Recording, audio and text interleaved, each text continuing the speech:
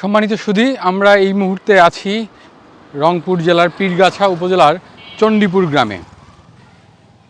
চণ্ডীপুর গ্রামে ইতিহাসের সেই উজ্জ্বল নক্ষত্র দেবী চৌধুরী রানী নিহত হয়েছিলেন ব্রিটিশদের সাথে যুদ্ধরত অবস্থায়।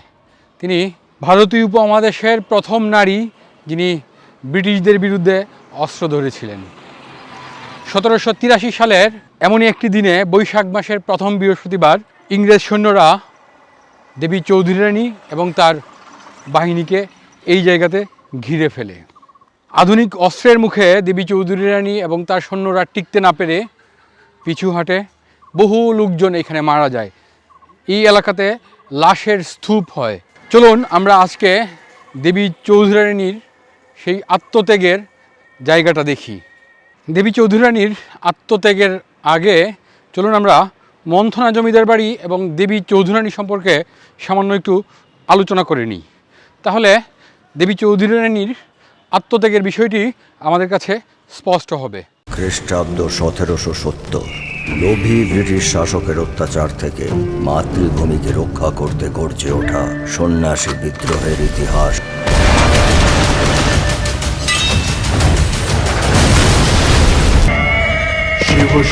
এক পিণ্ড লোহার থেকেই গড়ে ওঠে এক শানিত তরবারি। মা, তুমি ধাতুর মধ্যে উল্কাপিণ্ড। তোমার মধ্যে সে পরম শক্তি স্ফুলিঙ্গ আমি দেখেছি। হাতে অস্ত্র তুলে নেবে? আজ্ঞা করুন গুরুদেব।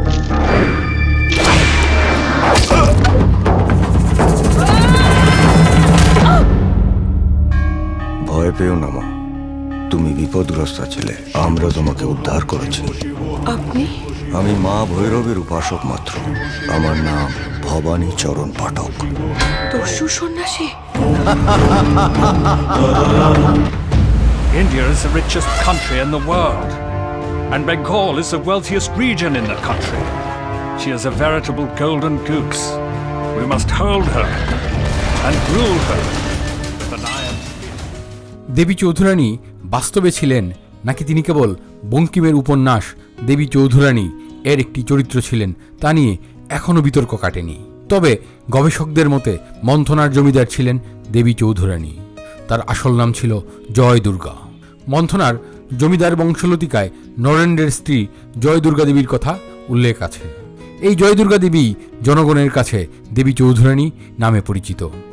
বঙ্কিমচন্দ্রের উপন্যাসে দেবীর জীবনে যে পরিণতি দেখানো হয়েছে তা নিতান্তই কাল্পনিক ও রহস্যাবৃত্ত।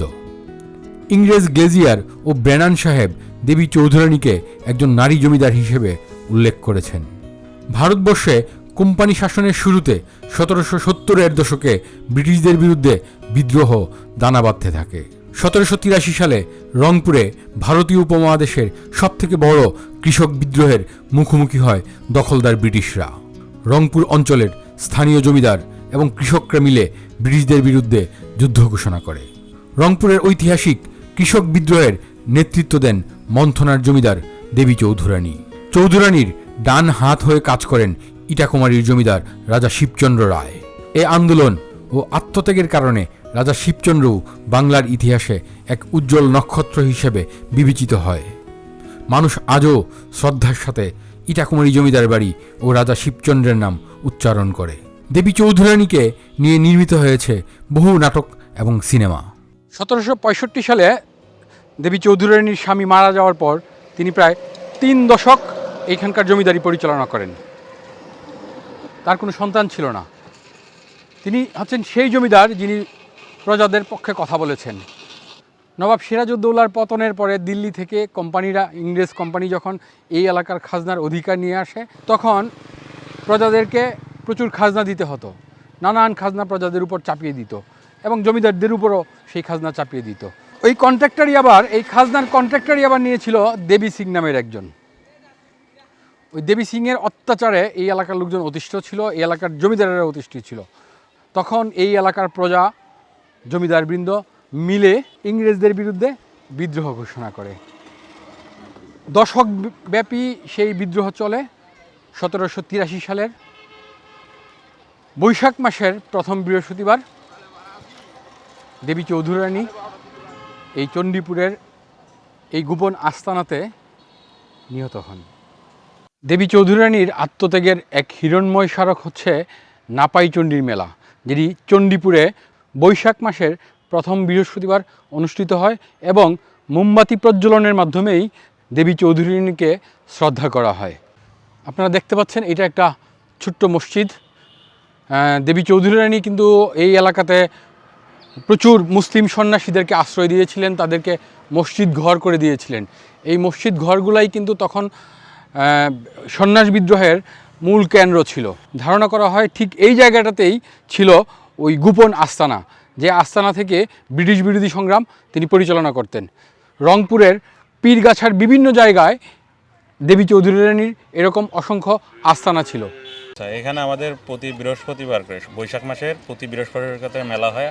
এটা সারা বাংলাদেশের অনেক জায়গায় এক নাম আছে মেলাটা সম্পর্কে, নাপাইচণ্ডীর মেলা হিসাবে। এই মেলাটার ইতিহাস হচ্ছে যে যখন আপনার দুর্গা দেবী চৌধুরী রানী ছিল, তিনি যখন ব্রিটিশ বিরোধী আন্দোলন করছিলেন, পাশে আরও একটা জমিদার বাড়ি আছে। এই ব্রিটিশ বিরোধী আন্দোলনের সময় বলা হয়ে থাকে, যেটা আমরা জেনে আসছি, যে প্রথমে এখানে এই মাঠে ব্রিটিশদের সঙ্গে যুদ্ধ বাজে।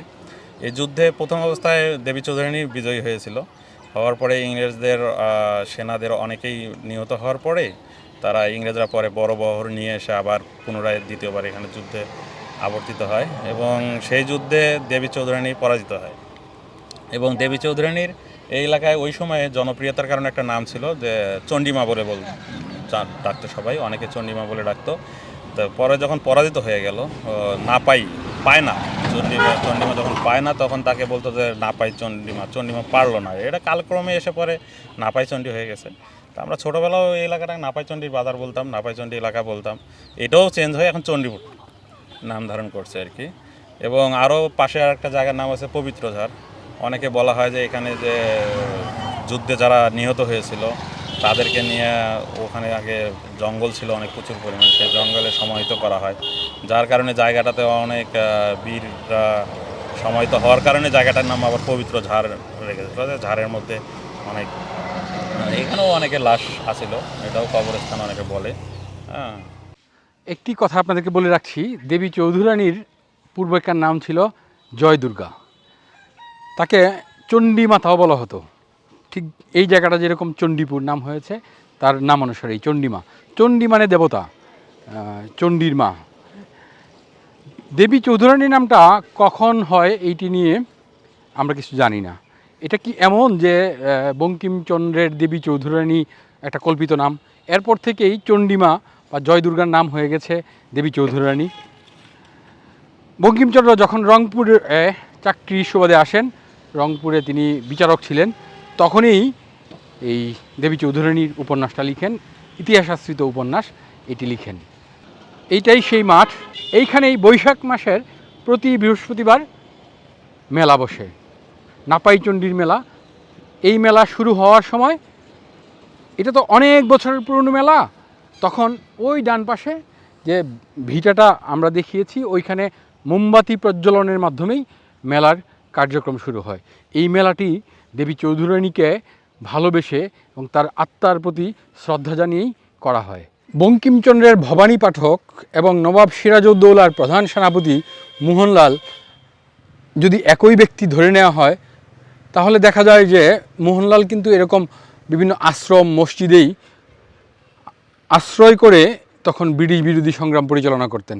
আমরা যদি এইটার ভেতরে যাই, খুব ছোট্ট একটা মসজিদ। এই মসজিদটাতে যে খুব বেশি লোকজন নামাজ পড়তে পারবে এরকম না, একটা কাতার হবে, কোনোভাবে একটা কাতার হবে। এই মসজিদগুলো থেকেই তখন হিন্দু মুসলিম নির্বিশেষে ব্রিটিশ বিরোধী সংগ্রাম পরিচালনা করত। আপনারা দেখতে পাচ্ছেন দেবী চৌধুরী রানীর আত্মত্যাগের সেই হিরণ্ময় জায়গা, যেখানে দেবী চৌধুরী রানী এবং রাজা ইটাকুমারীর রাজা নিহত হয়েছিলেন ব্রিটিশদের সাথে যুদ্ধ করে। দেবী চৌধুরী রানী আমাদের স্মৃতিতে অম্লান থাকবেন। বাংলাদেশ যতদিন থাকবে, বাংলা ভাষাভাষী মানুষ যতদিন থাকবে, দেবী চৌধুরী রানীর আত্মত্যাগের কথা স্মরণ করবে। আমাদের আজকের ভিডিওটি দেখার জন্য আপনাদের সবার প্রতি অশেষ কৃতজ্ঞতা। ভালো থাকবেন, সুস্থ থাকবেন।